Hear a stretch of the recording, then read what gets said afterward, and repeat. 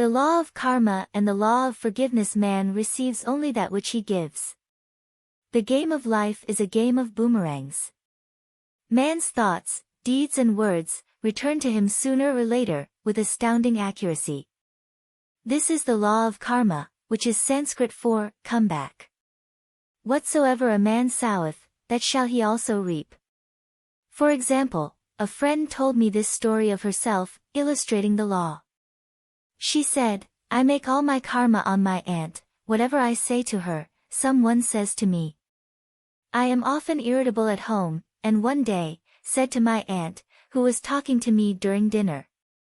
No more talk, I wish to eat in peace. The following day, I was lunching with a woman with whom I wished to make a great impression. I was talking animatedly, when she said, no more talk, I wish to eat in peace.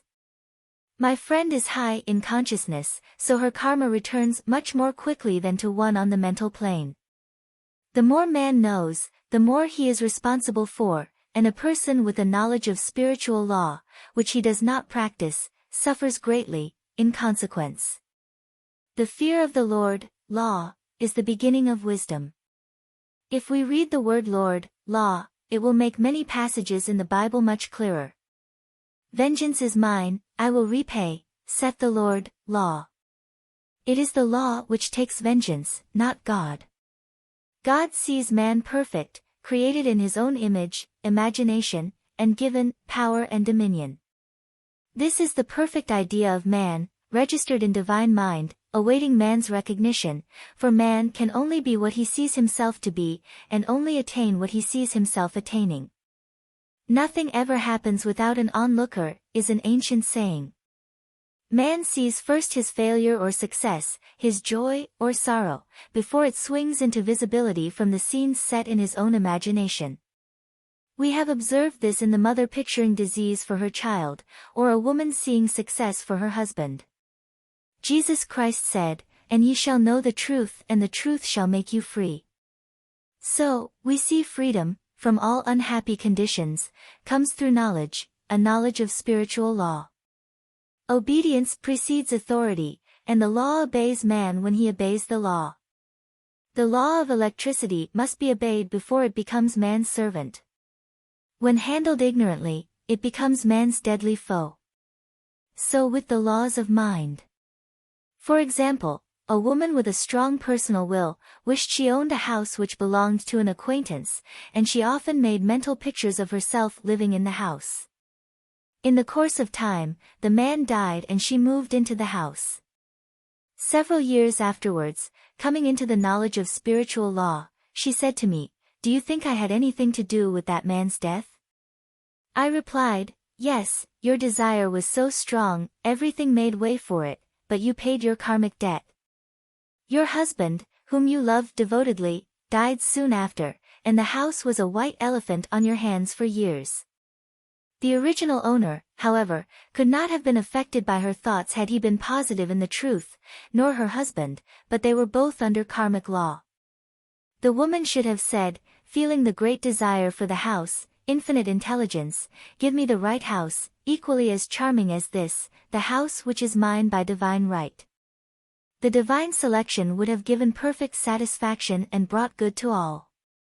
The divine pattern is the only safe pattern to work by. Desire is a tremendous force, and must be directed in the right channels, or chaos ensues. In demonstrating, the most important step is the first step, to ask aright. Man should always demand only that which is his by divine right. To go back to the illustration, had the woman taken this attitude, "If this house, I desire, is mine, I cannot lose it, if it is not, give me its equivalent," the man might have decided to move out, harmoniously, had it been the divine selection for her, or another house would have been substituted. Anything forced into manifestation through personal will, is always ill-got, and has ever bad success. Man is admonished, "My will be done not thine," and the curious thing is, man always gets just what he desires when he does relinquish personal will, thereby enabling infinite intelligence to work through him. Stand ye still and see the salvation of the Lord, law. For example, a woman came to me in great distress. Her daughter had determined to take a very hazardous trip, and the mother was filled with fear. She said she had used every argument, had pointed out the dangers to be encountered, and forbidden her to go, but the daughter became more and more rebellious and determined. I said to the mother, "You are forcing your personal will upon your daughter, which you have no right to do, and your fear of the trip is only attracting it, for man attracts what he fears." I added, "Let go, and take your mental hands off, put it in God's hands, and use this statement: I put this situation in the hands of infinite love and wisdom. If this trip is the divine plan, I bless it and no longer resist, but if it is not divinely planned, I give thanks that it is now dissolved and dissipated." A day or two after that, her daughter said to her, "Mother, I have given up the trip," and the situation returned to its native nothingness. It is learning to stand still, which seems so difficult for man. I will deal more fully with this law in the chapter on non-resistance. I will give another example of sowing and reaping, which came in the most curious way. A woman came to me saying, she had received a counterfeit $20 bill, given to her at the bank. She was much disturbed, for, she said, the people at the bank will never acknowledge their mistake. I replied, "Let us analyze the situation and find out why you attracted it." She thought a few moments and exclaimed, "I know it, I sent a friend a lot of stage money, just for a joke." So the law had sent her some stage money, for it doesn't know anything about jokes. I said, "Now we will call on the law of forgiveness, and neutralize the situation." Christianity is founded upon the law of forgiveness. Christ has redeemed us from the curse of the karmic law, and the Christ within each man is his Redeemer and salvation from all inharmonious conditions. So I said, "Infinite Spirit, we call on the law of forgiveness and give thanks that she is under grace and not under law, and cannot lose this $20 which is hers by divine right. Now," I said, "go back to the bank and tell them, fearlessly, that it was given you, there by mistake." She obeyed, and to her surprise, they apologized and gave her another bill, treating her most courteously. So knowledge of the law gives man power to rub out his mistakes. Man cannot force the external to be what he is not. If he desires riches, he must be rich first in consciousness. For example, a woman came to me asking treatment for prosperity.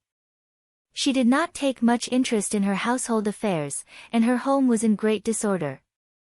I said to her, "If you wish to be rich, you must be orderly. All men with great wealth are orderly, and order is heaven's first law." I added, "You will never become rich with a burnt match in the pincushion." She had a good sense of humor and commenced immediately, putting her house in order. She rearranged furniture, straightened out bureau drawers, cleaned rugs, and soon made a big financial demonstration, a gift from a relative. The woman, herself, became made over, and keeps herself keyed up financially, by being ever watchful of the external and expecting prosperity, knowing God is her supply. Many people are in ignorance of the fact that gifts and things are investments, and that hoarding and saving invariably lead to loss. There is that scattereth and yet increaseth, and there is that withholdeth more than is meet, but it tendeth to poverty. For example, I knew a man who wanted to buy a fur-lined overcoat. He and his wife went to various shops, but there was none he wanted. He said they were all too cheap-looking. At last, he was shown one, the salesman said was valued at $1,000, but which the manager would sell him for $500, as it was late in the season. His financial possessions amounted to about $700. The reasoning mind would have said, "You can't afford to spend nearly all you have on a coat," but he was very intuitive and never reasoned. He turned to his wife and said, "If I get this coat, I'll make a ton of money." So his wife consented, weakly. About a month later, he received a $10,000 commission. The coat made him feel so rich, it linked him with success and prosperity. Without the coat, he would not have received the commission. It was an investment paying large dividends. If man ignores these leadings to spend or to give, the same amount of money will go in an uninteresting or unhappy way. For example, a woman told me, on Thanksgiving Day, she informed her family that they could not afford a Thanksgiving dinner. She had the money, but decided to save it. A few days later, someone entered her room and took from the bureau drawer the exact amount the dinner would have cost. The law always stands back of the man who spends fearlessly, with wisdom. For example, one of my students was shopping with her little nephew. The child clamored for a toy, which she told him she could not afford to buy. She realized suddenly that she was seeking lack, and not recognizing God as her supply. So she bought the toy, and on her way home, picked up, in the street, the exact amount of money she had paid for it. Man's supply is inexhaustible and unfailing when fully trusted, but faith or trust must precede the demonstration. According to your faith be it unto you. Faith is the substance of things hoped for, the evidence of things not seen, for faith holds the vision steady, and the adverse pictures are dissolved and dissipated, and, in due season we shall reap, if we faint not. Jesus Christ brought the good news, the gospel, that there was a higher law than the law of karma, and that law transcends the law of karma. It is the law of grace, or forgiveness. It is the law which frees man from the law of cause and effect, the law of consequence. Under grace, and not under law. We are told that on this plane, man reaps where he has not sown, the gifts of God are simply poured out upon him. All that the kingdom affords is his. This continued state of bliss awaits the man who has overcome the race, or world, thought.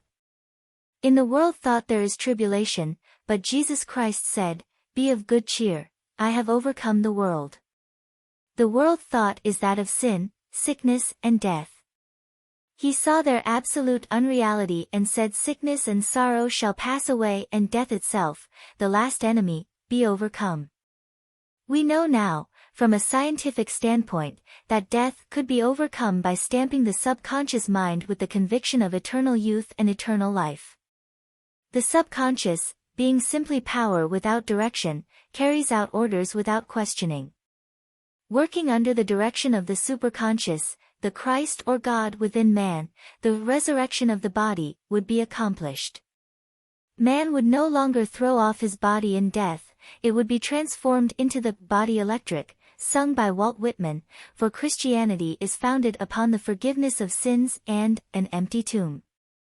Casting the burden impressing the subconscious when man knows his own powers and the workings of his mind, his great desire is to find an easy and quick way to impress the subconscious with good, for simply an intellectual knowledge of the truth will not bring results. In my own case, I found the easiest way is in casting the burden. A metaphysician once explained it in this manner.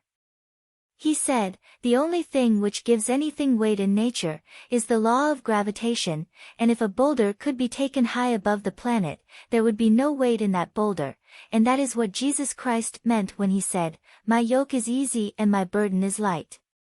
He had overcome the world vibration, and functioned in the fourth dimensional realm, where there is only perfection, completion, life and joy. He said, "Come to me all ye that labor and are heavy laden, and I will give you rest. Take my yoke upon you, for my yoke is easy and my burden is light." We are also told in the 55th Psalm, to cast thy burden upon the Lord. Many passages in the Bible state that the battle is God's not man's and that man is always to stand still and see the salvation of the Lord. This indicates that the superconscious mind, or Christ within, is the department which fights man's battle and relieves him of burdens. We see, therefore, that man violates law if he carries a burden, and a burden is an adverse thought or condition, and this thought or condition has its root in the subconscious. It seems almost impossible to make any headway directing the subconscious from the conscious, or reasoning mind, as the reasoning mind, the intellect, is limited in its conceptions, and filled with doubts and fears. How scientific it then is, to cast the burden upon the superconscious mind, or Christ within, where it is made light, or dissolved into its native nothingness. For example, a woman in urgent need of money, made light, upon the Christ within, the superconscious, with the statement, "I cast this burden of lack on the Christ," within, and I go free to have plenty. The belief in lack was her burden, and as she cast it upon the superconscious with its belief of plenty, an avalanche of supply was the result. We read, "The Christ in you, the hope of glory." Another example, one of my students had been given a new piano, and there was no room in her studio for it until she had moved out the old one. She was in a state of perplexity. She wanted to keep the old piano, but knew of no place to send it. She became desperate, as the new piano was to be sent immediately, in fact, was on its way, with no place to put it. She said it came to her to repeat, "I cast this burden on the Christ within, and I go free." A few moments later, her phone rang, and a woman friend asked if she might rent her old piano, and it was moved out, a few minutes before the new one arrived. I knew a woman, whose burden was resentment. She said, "I cast this burden of resentment on the Christ within, and I go free, to be loving, harmonious and happy." The almighty superconscious flooded the subconscious with love, and her whole life was changed. For years, resentment had held her in a state of torment and imprisoned her soul, the subconscious mind. The statement should be made over and over and over, sometimes for hours at a time, silently or audibly, with quietness but determination. I have often compared it to winding up a Victrola. We must wind ourselves up with spoken words. I have noticed, in casting the burden, after a little while, one seems to see clearly. It is impossible to have clear vision while in the throes of carnal mind. Doubts and fear poison the mind and body, and imagination runs riot, attracting disaster and disease. In steadily repeating the affirmation, "I cast this burden on the Christ within, and go free," the vision clears, and with it a feeling of relief, and sooner or later comes the manifestation of good, be it health, happiness or supply. One of my students once asked me to explain the darkness before the dawn. I referred in a preceding chapter to the fact that often, before the big demonstration, everything seems to go wrong, and deep depression clouds the consciousness. It means that out of the subconscious are rising the doubts and fears of the ages. These old derelicts of the subconscious rise to the surface, to be put out. It is then, that man should clap his cymbals, like Jehoshaphat, and give thanks that he is saved, even though he seems surrounded by the enemy, the situation of lack or disease. The student continued, "How long must one remain in the dark?" And I replied, "Until one can see in the dark," and casting the burden enables one to see in the dark. In order to impress the subconscious, active faith is always essential. Faith without works is dead. In these chapters one have endeavored to bring out this point. Jesus Christ showed active faith when he commanded the multitude to sit down on the ground, before he gave thanks for the loaves and the fishes. I will give another example showing how necessary this step is. In fact, active faith is the bridge over which man passes to his promised land. Through misunderstanding, a woman had been separated from her husband, whom she loved deeply. He refused all offers of reconciliation and would not communicate with her in any way. Coming into the knowledge of spiritual law, she denied the appearance of separation.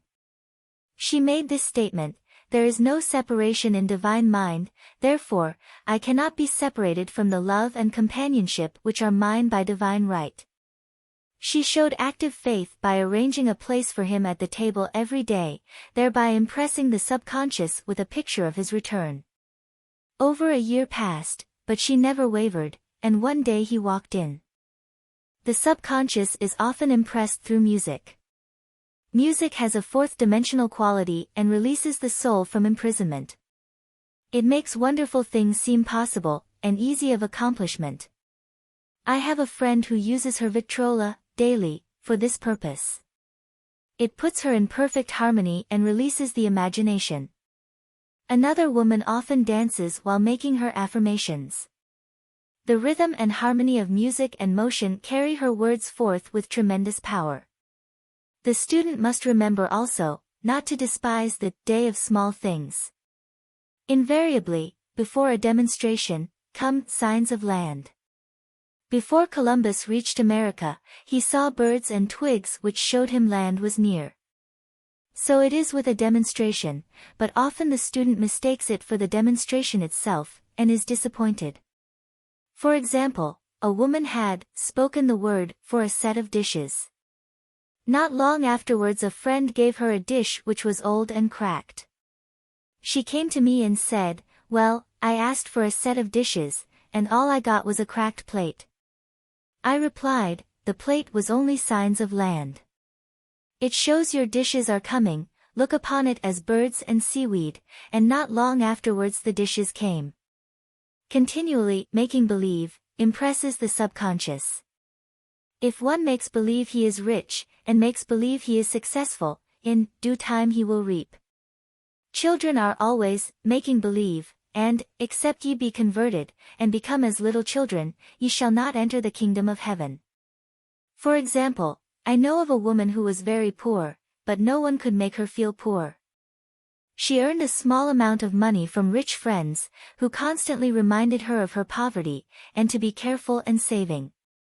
Regardless of their admonitions, she would spend all her earnings on a hat, or make someone a gift, and be in a rapturous state of mind. Her thoughts were always centered on beautiful clothes and rings and things, but without envying others. She lived in the world of the wondrous, and only riches seemed real to her. Before long she married a rich man, and the rings and things became visible. I do not know whether the man was the divine selection, but opulence had to manifest in her life, as she had imaged only opulence. There is no peace or happiness for man, until he has erased all fear from the subconscious. Fear is misdirected energy and must be redirected, or transmuted into faith. Jesus Christ said, "Why are ye fearful, O ye of little faith? All things are possible to him that believeth." I am asked, so often by my students, how can I get rid of fear? I reply, by walking up to the thing you are afraid of. The lion takes its fierceness from your fear. Walk up to the lion, and he will disappear, run away and he runs after you. I have shown in previous chapters, how the lion of lack disappeared when the individual spent money fearlessly, showing faith that God was his supply and therefore, unfailing. Many of my students have come out of the bondage of poverty, and are now bountifully supplied, through losing all fear of letting money go out. The subconscious is impressed with the truth that God is the giver and the gift, therefore as one is one with the giver, he is one with the gift. A splendid statement is, I now thank God the giver for God the gift. Man has so long separated himself from his good and his supply, through thoughts of separation and lack, that sometimes, it takes dynamite to dislodge these false ideas from the subconscious, and the dynamite is a big situation. We see in the foregoing illustration, how the individual was freed from his bondage by showing fearlessness. Man should watch himself hourly to detect if his motive for action is fear or faith. Choose ye this day whom we shall serve, fear or faith. Perhaps one's fear is of personality.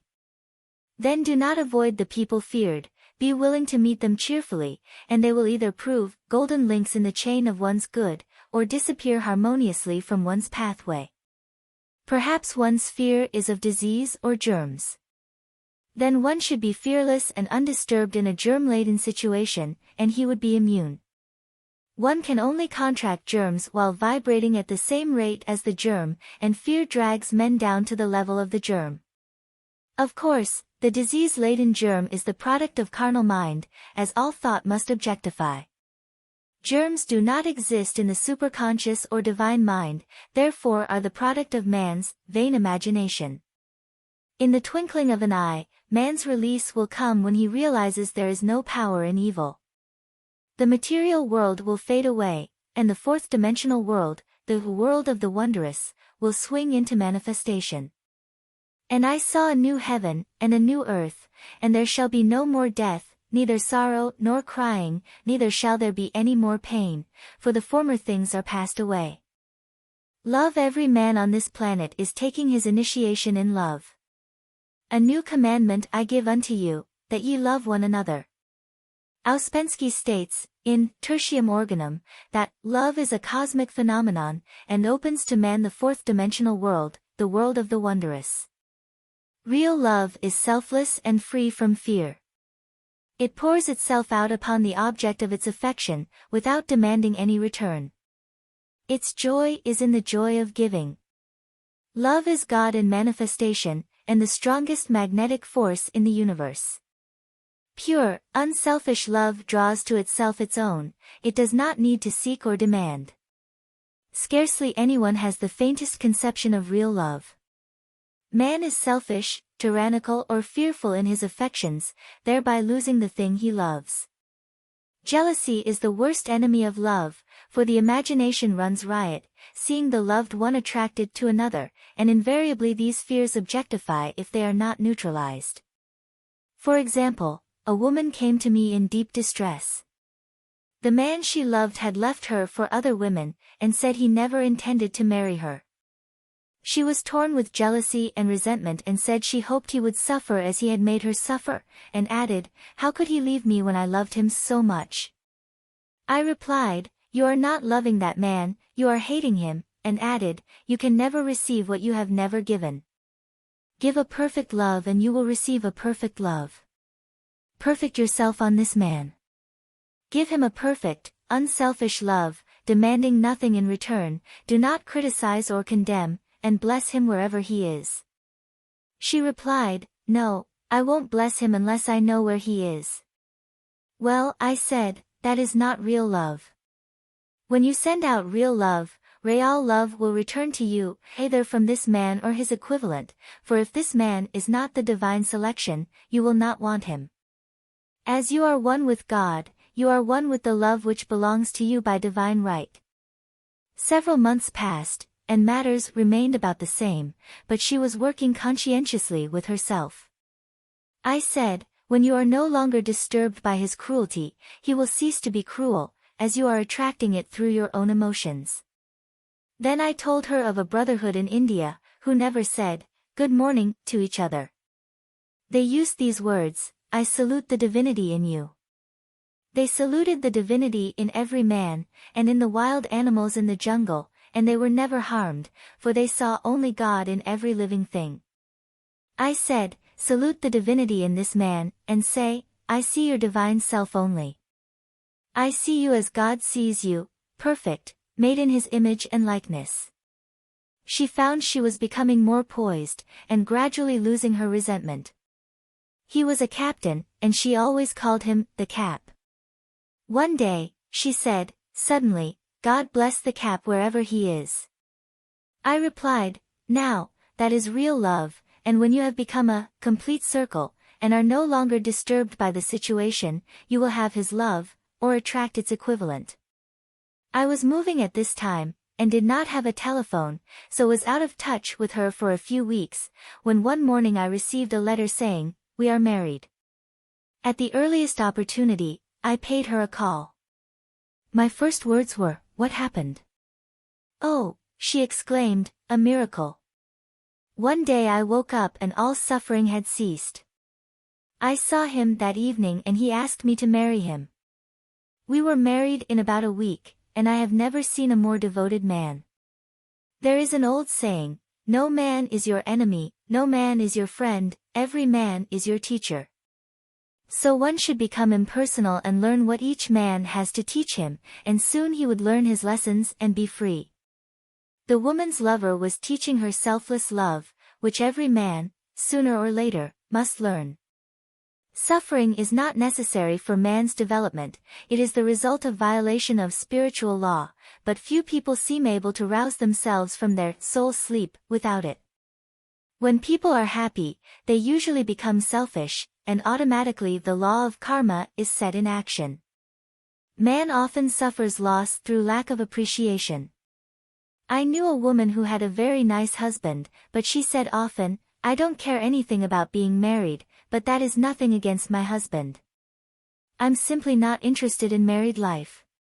She had other interests, and scarcely remembered she had a husband. She only thought of him when she saw him.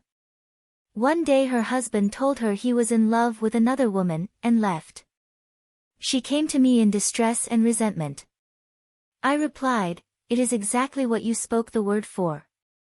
You said you didn't care anything about being married, so the subconscious worked to get you unmarried."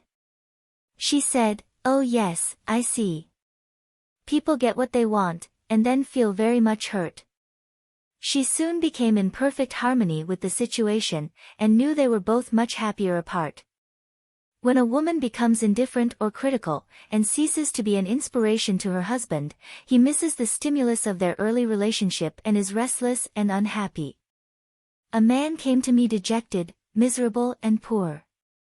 His wife was interested in the science of numbers, and had had him read. It seems the report was not very favorable, for he said, "My wife says I'll never amount to anything because I am a 2. I replied, "I don't care what your number is, you are a perfect idea in divine mind, and we will demand the success and prosperity which are already planned for you by that infinite intelligence." Within a few weeks, he had a very fine position, and a year or 2 later, he achieved a brilliant success as a writer. No man is a success in business unless he loves his work. The picture the artist paints for love of his art is his greatest work. The pot boiler is always something to live down. No man can attract money if he despises it. Many people are kept in poverty by saying, "Money means nothing to me, and I have a contempt for people who have it." This is the reason so many artists are poor. Their contempt for money separates them from it. I remember hearing one artist say of another, "He's no good as an artist, he has money in the bank." This attitude of mind, of course, separates man from his supply. He must be in harmony with a thing in order to attract it. Money is God in manifestation, as freedom from want and limitation, but it must be always kept in circulation and put to right uses. Hoarding and saving react with grim vengeance. This does not mean that man should not have houses and lots, stocks and bonds, for the barns of the righteous man shall be full. It means man should not hoard even the principal, if an occasion arises, when money is necessary. In letting it go out fearlessly and cheerfully he opens the way for more to come in, for God is man's unfailing and inexhaustible supply. This is the spiritual attitude towards money, and the great bank of the universal never fails. We see an example of hoarding in the film production of Greed. The woman won $5,000 in a lottery, but would not spend it. She hoarded and saved, let her husband suffer and starve, and eventually she scrubbed floors for a living. She loved the money itself and put it above everything, and one night she was murdered and the money taken from her. This is an example of where love of money is the root of all evil. Money in itself is good and beneficial, but used for destructive purposes, hoarded and saved, or considered more important than love, brings disease and disaster, and the loss of the money itself. Follow the path of love, and all things are added, for God is love, and God is supply. Follow the path of selfishness and greed, and the supply vanishes, or man is separated from it. For example, I knew the case of a very rich woman, who hoarded her income. She rarely gave anything away, but bought and bought and bought things for herself. She was very fond of necklaces, and a friend once asked her how many she possessed. She replied, 67. She bought them and put them away, carefully wrapped in tissue paper. Had she used the necklaces it would have been quite legitimate, but she was violating the law of use. Her closets were filled with clothes she never wore, and jewels which never saw the light. The woman's arms were gradually becoming paralyzed from holding on to things, and eventually she was considered incapable of looking after her affairs and her wealth was handed over to others to manage. So man, in ignorance of the law, brings about his own destruction. All disease, all unhappiness, come from the violation of the law of love. Man's boomerangs of hate, resentment and criticism, come back laden with sickness and sorrow. Love seems almost a lost art, but the man with the knowledge of spiritual law knows it must be regained, for without it, he has become as sounding brass and tinkling cymbals. For example, I had a student who came to me, month after month, to clean her consciousness of resentment. After a while, she arrived at the point where she resented only one woman, but that one woman kept her busy. Little by little she became poised and harmonious, and one day, all resentment was wiped out. She came in radiant, and exclaimed, "You can't understand how I feel." The woman said something to me, and instead of being furious I was loving and kind, and she apologized and was perfectly lovely to me. No one can understand the marvelous lightness I feel within. Love and goodwill are invaluable in business. For example, a woman came to me, complaining of her employer. She said she was cold and critical and knew she did not want her in the position. Well, I replied, salute the divinity in the woman and send her love. She said, I can't, she's a marble woman. I answered, you remember the story of the sculptor who asked for a certain piece of marble. He was asked why he wanted it, and he replied, because there is an angel in the marble, and out of it he produced a wonderful work of art. She said, very well, I'll try it. A week later she came back and said, I did what you told me to, and now the woman is very kind, and took me out in her car. People are sometimes filled with remorse for having done someone an unkindness, perhaps years ago. If the wrong cannot be righted, its effect can be neutralized by doing someone a kindness in the present. This one thing I do, forgetting those things which are behind and reaching forth unto those things which are before. Sorrow, regret and remorse tear down the cells of the body, and poison the atmosphere of the individual. A woman said to me in deep sorrow, treat me to be happy and joyous, for my sorrow makes me so irritable with the members of my family that I keep making more karma. I was asked to treat a woman who was mourning for her daughter. I denied all belief in loss and separation, and affirmed that God was the woman's joy, love and peace. The woman gained her poise at once, but sent word by her son, not to treat any longer, because she was so happy, it wasn't respectable. So, mortal mind loves to hang on to its griefs and regrets. I knew a woman who went about bragging of her troubles, so, of course, she always had something to brag about. The old idea was if a woman did not worry about her children, she was not a good mother. Now, we know that mother fear is responsible for many of the diseases and accidents which come into the lives of children. For fear pictures vividly the disease or situation feared, and these pictures objectify, if not neutralized. Happy is the mother who can say sincerely, that she puts her child in God's hands, and knows therefore, that he is divinely protected. For example, a woman awoke suddenly, in the night, feeling her brother was in great danger.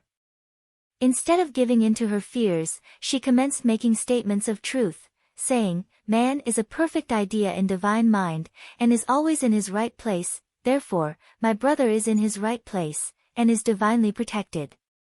The next day she found that her brother had been in close proximity to an explosion in a mine, but had miraculously escaped.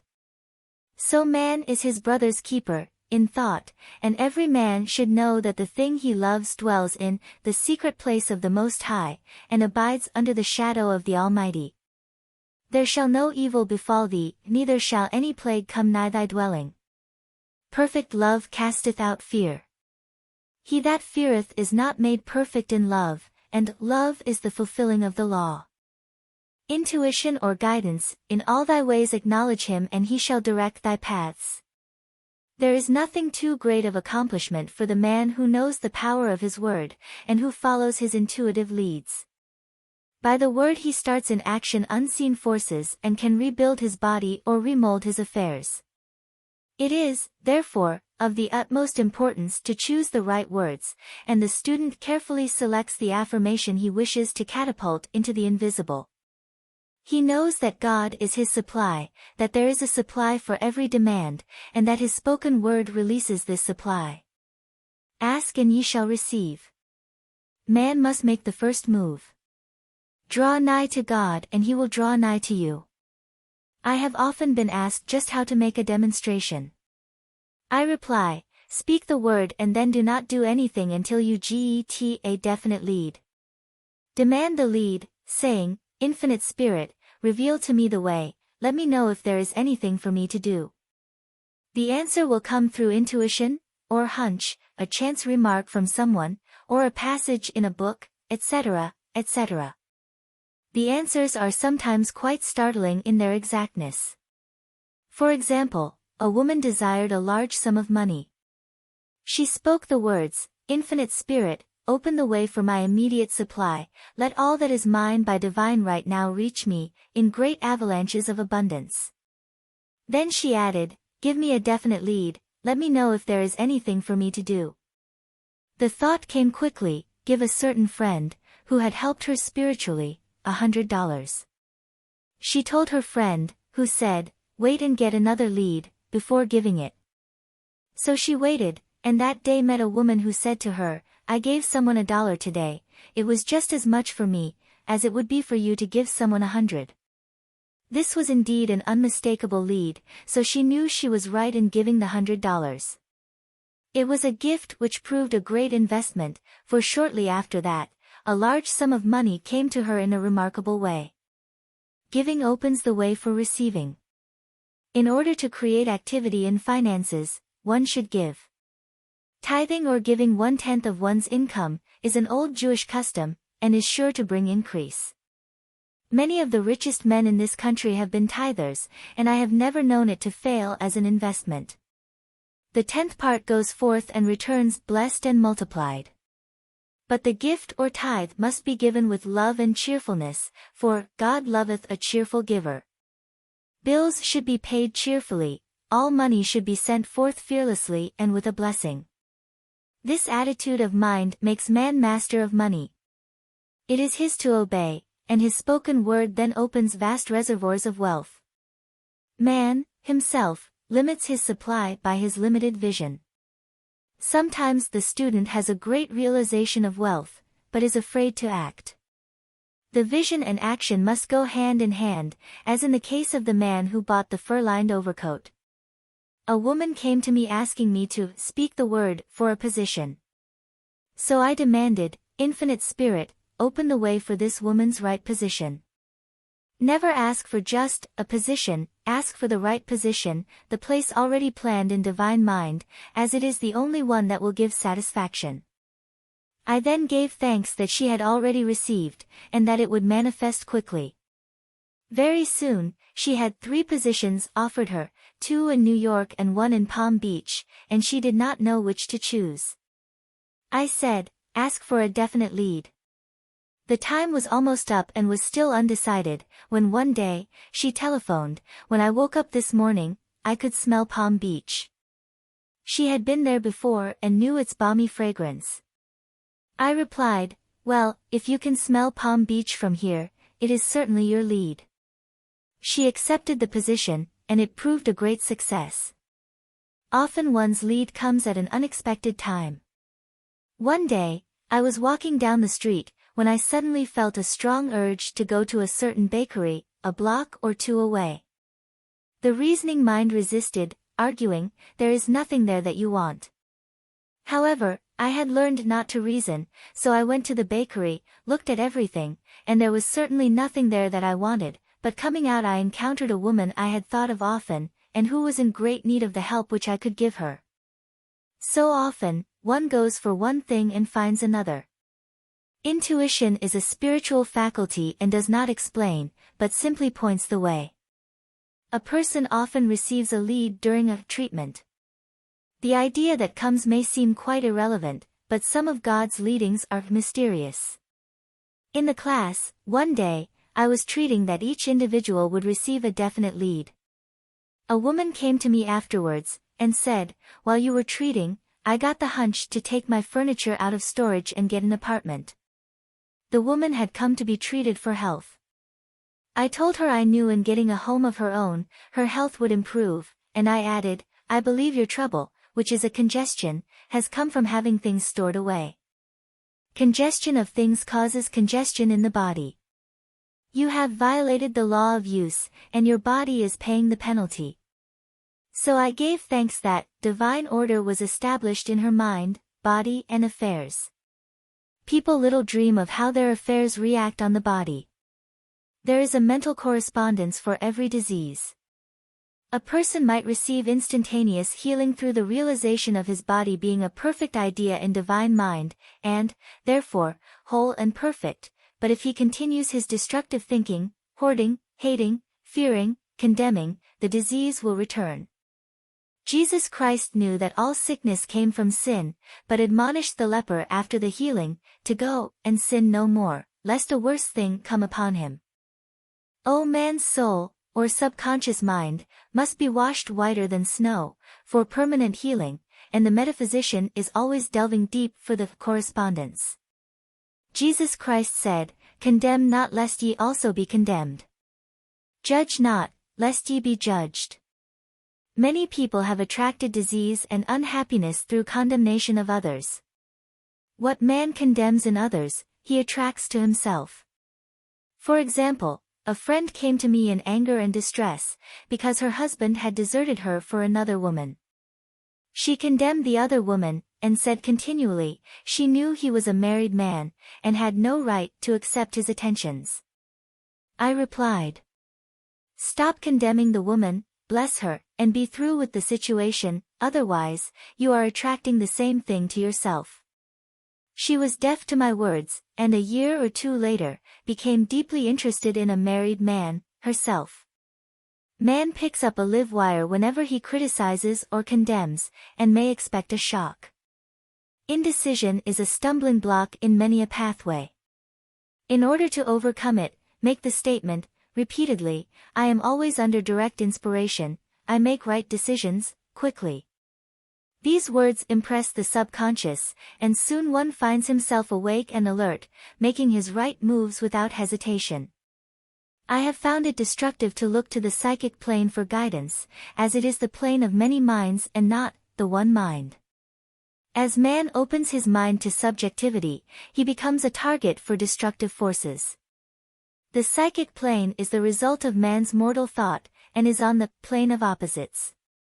He may receive either good or bad messages. The science of numbers and the reading of horoscopes keep man down on the mental, or mortal, plane, for they deal only with the karmic path. I know of a man who should have been dead, years ago, according to his horoscope, but he is alive and a leader of one of the biggest movements in this country for the uplift of humanity. It takes a very strong mind to neutralize a prophecy of evil.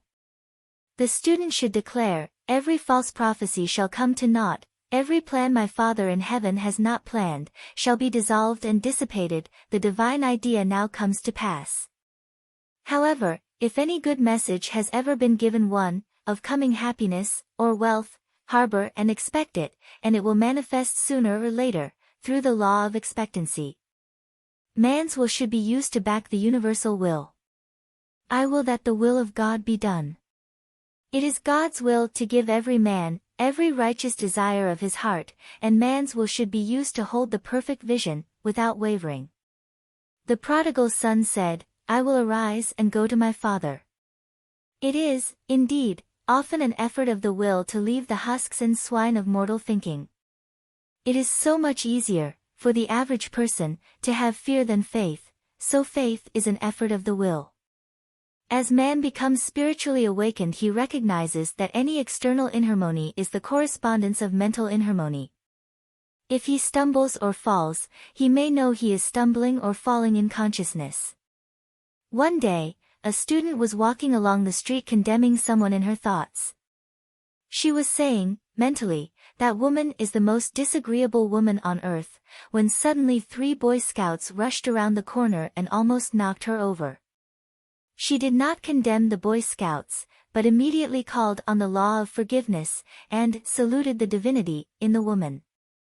Wisdom's way are ways of pleasantness, and all her paths are peace. When one has made his demands upon the universal, he must be ready for surprises. Everything may seem to be going wrong, when in reality, it is going right.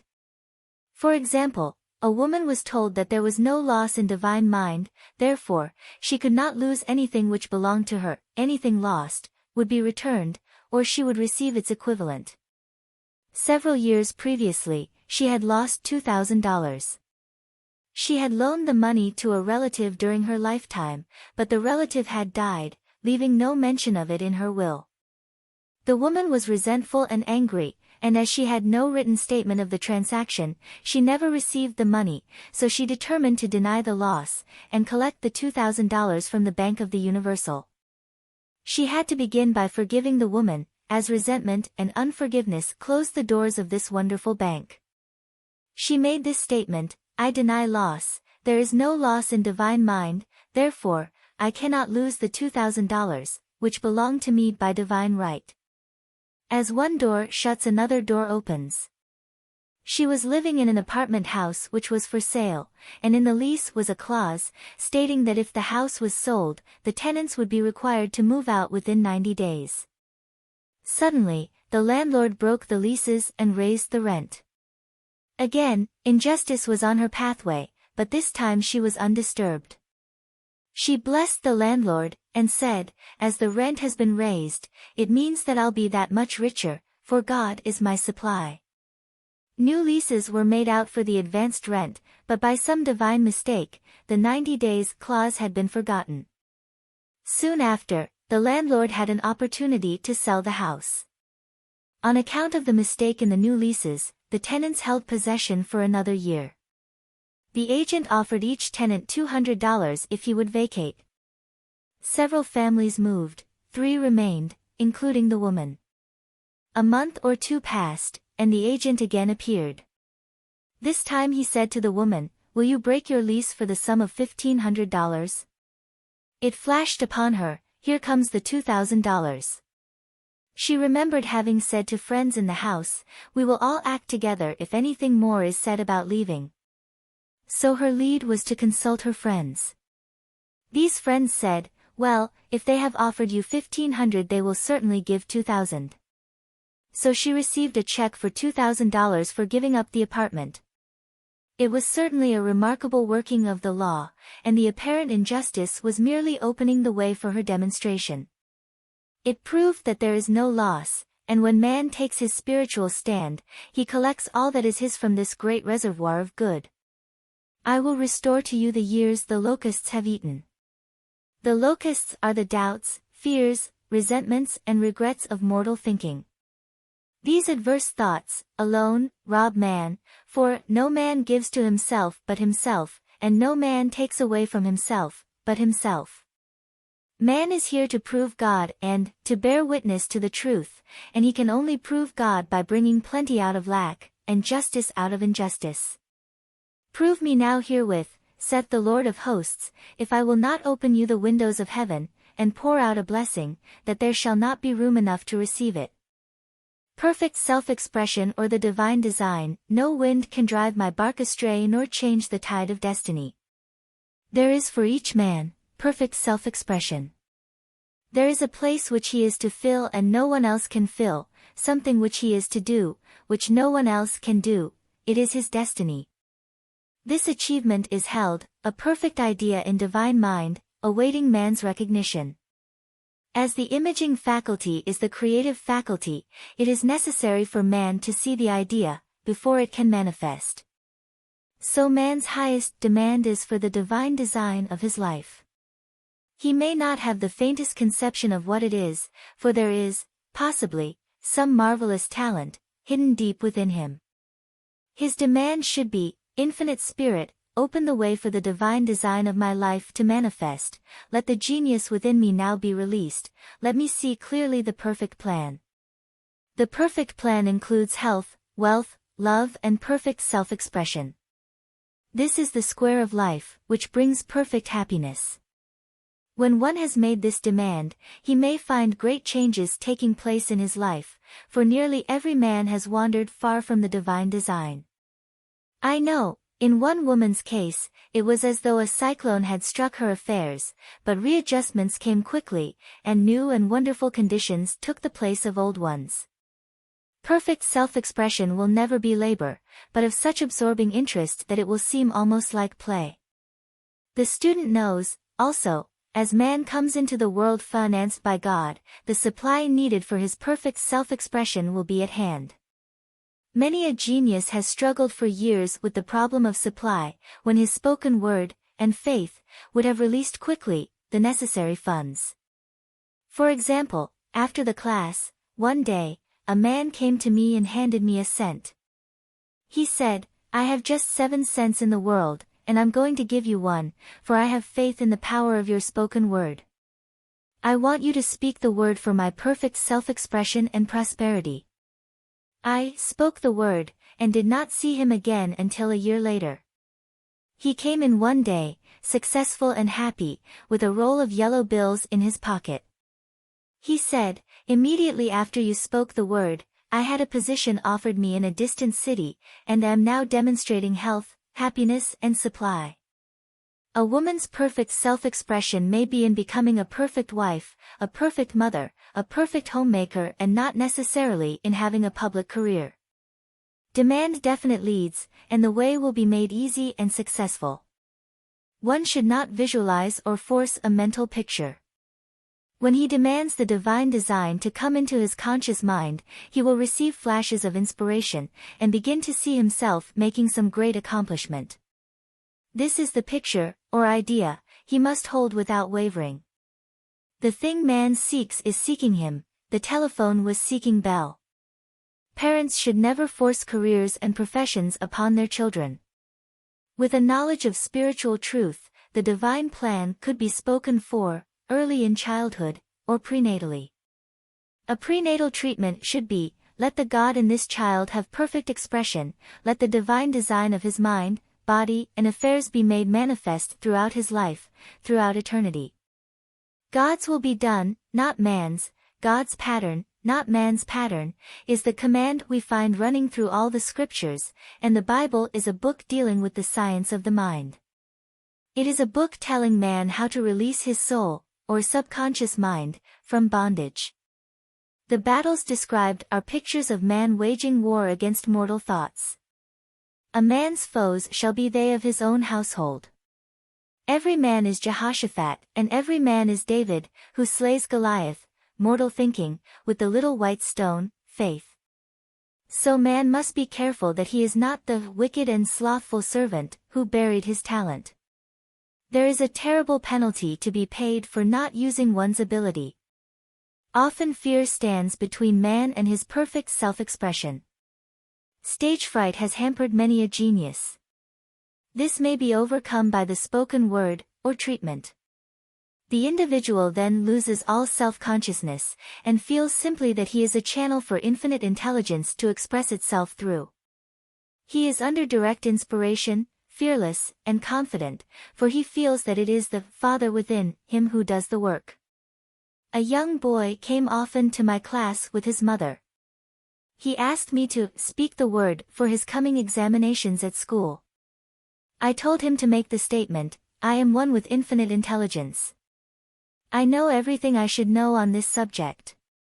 He had an excellent knowledge of history, but was not sure of his arithmetic. I saw him afterwards, and he said, "I spoke the word for my arithmetic, and passed with the highest honors, but thought I could depend on myself for history, and got a very poor mark." Man often receives a setback when he is too sure of himself, which means he is trusting to his personality and not the Father within. Another one of my students gave me an example of this. She took an extended trip abroad one summer, visiting many countries, where she was ignorant of the languages. She was calling for guidance and protection every minute, and her affairs went smoothly and miraculously. Her luggage was never delayed nor lost. Accommodations were always ready for her at the best hotels, and she had perfect service wherever she went. She returned to New York. Knowing the language, she felt God was no longer necessary, so looked after her affairs in an ordinary manner. Everything went wrong, her trunks delayed, amid inharmony and confusion. The student must form the habit of practicing the presence of God every minute. In all thy ways acknowledge him, nothing is too small or too great. Sometimes an insignificant incident may be the turning point in a man's life. Robert Fulton, watching some boiling water, simmering in a tea kettle, saw a steamboat. I have seen a student, often, keep back his demonstration, through resistance, or pointing the way. He pins his faith to one channel only, and dictates just the way he desires the manifestation to come, which brings things to a standstill. My way, not your way, is the command of infinite intelligence. Like all power, be it steam or electricity, it must have a non-resistant engine or instrument to work through, and man is that engine or instrument. Over and over again, man is told to stand still. O Judah, fear not, but tomorrow go out against them, for the Lord will be with you. You shall not need to fight this battle. Set yourselves, stand ye still, and see the salvation of the Lord with you. We see this in the incidents of the $2,000 coming to the woman through the landlord when she became non-resistant and undisturbed, and the woman who won the man's love after all suffering had ceased. The student's goal is poise. Poise is power, for it gives God power a chance to rush through man, to will and to do its good pleasure. Poised, he thinks clearly, and makes right decisions quickly. He never misses a trick. Anger blurs the visions, poisons the blood, is the root of many diseases, and causes wrong decision leading to failure. It has been named one of the worst sins, as its reaction is so harmful. The student learns that in metaphysics sin has a much broader meaning than in the old teaching. Whatsoever is not of faith is sin. He finds that fear and worry are deadly sins. They are inverted faith, and through distorted mental pictures, bring to pass the thing he fears. His work is to drive out these enemies, from the subconscious mind. When man is fearless he is finished. Maeterlinck says, that man is God afraid. So, as we read in the previous chapters, man can only vanquish fear by walking up to the thing he is afraid of. When Jehoshaphat and his army prepared to meet the enemy, singing, Praise the Lord, for his mercy endureth forever, they found their enemies had destroyed each other, and there was nothing to fight. For example, a woman asked a friend to deliver a message to another friend. The woman feared to give the message, as the reasoning mind said, Don't get mixed up in this affair, don't give that message. She was troubled in spirit, for she had given her promise. At last, she determined to walk up to the lion, and call on the law of divine protection. She met the friend to whom she was to deliver the message. She opened her mouth to speak it, when her friend said, So-and-so has left town. This made it unnecessary to give the message, as the situation depended upon the person being in town.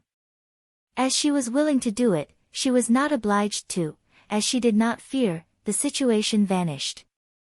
The student often delays his demonstration through a belief in incompletion. He should make this statement, In divine mind there is only completion, therefore, my demonstration is completed. My perfect work, my perfect home, my perfect health. Whatever he demands are perfect ideas registered in divine mind, and must manifest, under grace in a perfect way. He gives thanks he has already received on the invisible, and makes active preparation for receiving on the visible. One of my students was in need of a financial demonstration. She came to me and asked why it was not completed. I replied, Perhaps, you are in the habit of leaving things unfinished, and the subconscious has gotten into the habit of not completing, as the without, so the within. She said, You are right. I often begin things and never finish them. I'll go home and finish something I commenced weeks ago, and I know it will be symbolic of my demonstration. So she sewed assiduously, and the article was soon completed. Shortly after, the money came in a most curious manner. Her husband was paid his salary twice that month. He told the people of their mistake, and they sent word to keep it. When man asks, believing, he must receive, for God creates his own channels. I have been sometimes asked, suppose one has several talents, how is he to know which one to choose? Demand to be shown definitely. Say, Infinite Spirit, give me a definite lead, reveal to me my perfect self-expression, show me which talent I am to make use of now. I have known people to suddenly enter a new line of work, and be fully equipped, with little or no training. So make the statement, I am fully equipped for the divine plan of my life, and be fearless in grasping opportunities. Some people are cheerful givers, but bad receivers. They refuse gifts through pride, or some negative reason, thereby blocking their channels, and invariably find themselves eventually with little or nothing. For example, a woman who had given away a great deal of money had a gift offered her of several $1,000s. She refused to take it, saying she did not need it. Shortly after that, her finances were tied up, and she found herself in debt for that amount. Man should receive gracefully the bread returning to him upon the water, freely ye have given, freely ye shall receive. There is always the perfect balance of giving and receiving, and though man should give without thinking of returns, he violates law if he does not accept the returns which come to him, for all gifts are from God, man being merely the channel.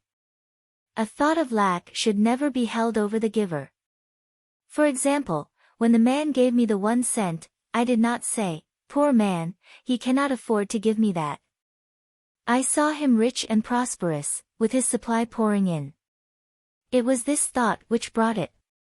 If one has been a bad receiver, he must become a good one, and take even a postage stamp if it is given him, and open up his channels for receiving. The Lord loveth a cheerful receiver, as well as a cheerful giver. I have often been asked why one man is born rich and healthy, and another poor and sick. Where there is an effect there is always a cause, there is no such thing as chance. This question is answered through the law of reincarnation. Man goes through many births and deaths, until he knows the truth which sets him free. He is drawn back to the earth plane through unsatisfied desire, to pay his karmic debts, or to fulfill his destiny. The man born rich and healthy has had pictures in his subconscious mind, in his past life, of health and riches, and the poor and sick man, of disease and poverty. Man manifests, on any plane, the sum total of his subconscious beliefs. However, birth and death are man-made laws, for the wages of sin is death, the Adamic fall in consciousness through the belief in 2 powers.